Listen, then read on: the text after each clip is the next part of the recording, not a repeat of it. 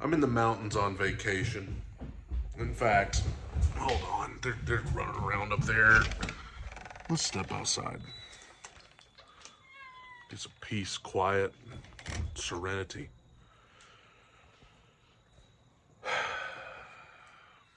I'm just trying to have a peaceful trip. Trying to have a good time with family here on our last full day of vacation. And I had to watch that game that just ended between the Tennessee Titans and the Buccaneers. And I don't know if I'm going to call it the worst performance of the season because there's been so many horrible performances by this team that I don't even know if I can narrow it down. But this was another one. 20-6. For the third time this year, we score no touchdowns. That doesn't include the other, I think 3 games where we only scored 1 touchdown. It's unacceptable. It's been unacceptable. It continues to be unacceptable. And I don't know really where to start. I want to start by apologizing to Will Levis for being put in this situation because he's being evaluated to be the future of the team. And I don't know how you can get a fair evaluation of him in the current situation that we're in. So let's start with the offensive line. Worst in the league. Doesn't matter who you put in there. If they've got 0.3 seconds to throw, it doesn't matter. And there were people out there who swore that if we just get rid of Ryan Tannehill, everything will be fine. Well, some of you owe the man an apology. I'm not saying we shouldn't have gone with Levis over him, because absolutely it was the right thing to do. But there's so much more wrong here than just Tannehill. Offensive line is number 1 on the list. And it's not just about the left tackle. It's about all of them. That none of them are good enough.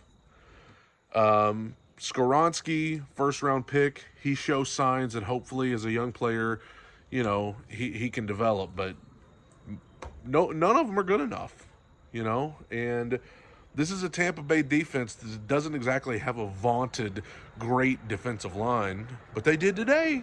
They were all over us today. And so hopefully this was a learning experience for Will Levis. If he's going to be with this team, he's going to have days like this where you see, hey, you're going to have to run for your life and make unbelievable throws with guys all over you from the other team. So the offensive line's bad, and that's discouraging because this is a totally revamped offensive line. We only have one guy that is a starter from last year that is currently a starter on this offensive line. So not good that they're just as bad, if not worse, than last year. That's a bad sign. And so now we go into another offseason where we're going to have to figure out the offensive line, first and foremost. And by the way, I am already looking to the offseason because Titans are 3-6. This season's a wash, and we probably need to root for the Titans to lose from here on out because better draft pick. That's where we're at. So the offensive line is bad. The secondary is bad. This team doesn't do anything well. I mean, I could stand here all day in front of these beautiful mountains here and talk to you about the things that are wrong. Secondary is awful. Mike Evans was pretty much running routes on air today, and especially without Byard, they're just bad. The pass rush that we spent so much money on is just not getting home at all. What else? Lack of weapons on the outside remains an issue. Outside of Hopkins, it's just not good enough. And so, and then you bring up coaching. I don't know, man. How hot's the hot seat? I feel like we're not developing young players very well. I feel like we're not helping young players get better. I feel like everybody's getting worse. Like Chig, Okonkwo, my nephew's knocking on the door back there. Chig, Okonkwo, taking a step back. I mean, there's players like that all over the team. Young players who have shown promise who are regressing, and that's discouraging. Undisciplined team, committing penalties all the time. That's undisciplined, and that's on the coaching ultimately. Um, the whole game plan is just very conservative and boring and tough to watch. And I get that a lot of that's because the offensive line. I mean, there's nothing you can do. When a lot of people criticize Tim Kelly, and I get it, but at the same time, it's like, what plays are you supposed to run? Like, it doesn't matter. It doesn't matter who you have in there if they have 0.2 seconds to throw the ball. It's not going to work. But as far as the head coach, I mean, he's won 3 games in his last 14, 15 games or something, dating back to last year. Into the season on a 7-game losing streak, and now we're 3-6. I mean, I know with a lot of coaches in the league that would have their seat at least warm. Some people just blame it on the roster, but here's the thing, guys, and John Robinson probably the leading culprit, but you can't miss on draft picks like they have and expect the good times to roll. You can't draft Isaiah Wilson, Caleb Farley, Traylon Burks as 3 straight first-round draft picks and expect everything to just be okay. You can't trade up for Dez Fitzpatrick. You can't, waste high-round draft picks like the Titans have time and time and time again and expect everything to just be okay. It's not going to be okay when you do that.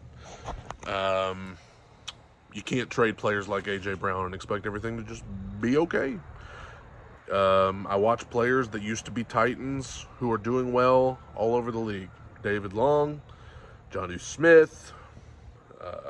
The Eagles have half of our former players. And they're doing a good job. You let good players go, you replace them with mediocrity, and you get what you get. And that's what, we're reaping what we've sown right now in Nashville. We are reaping what we've sown. You just can't make moves like that and expect everything to stay happy and good. And so I don't know where you start. I mean, I say offensive line, but you've got to fix the secondary. You've got to get more weapons on the outside. You've got a ton of cap space, and you've got probably at least a top 10 draft pick coming, if not higher. And I'm telling you,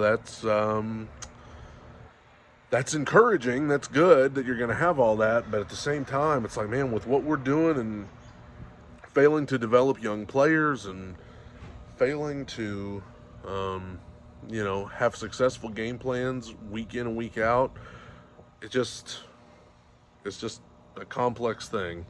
And I'm getting sick of it. I'm not getting sick of it. I've been sick of it. It sucks to have to tune in every week and hope that they're going to be better, and they're just not. So this is who they are. They're 3-6. They at best will finish 5-12 if they can beat Carolina and Indianapolis. I don't think they can. I think they can. I don't think they will. They've already lost so many winnable games already. But maybe they'll squeak out a win or two. But in the long run, it's best that they don't, because then they'll have a higher draft pick. And especially with what's going on in Houston and Jacksonville already being good, even though they took a whooping today. Really need to figure it out sooner rather than later, or it's going to be a long year next year, or the next year, and the next year, and the next year, and we're right back to 2015. I'm going to go try and enjoy the rest of my vacation. Tighten up. Two-Tone Talk podcasts every Monday and Friday. Link in the video description and pinned comment below. Bye.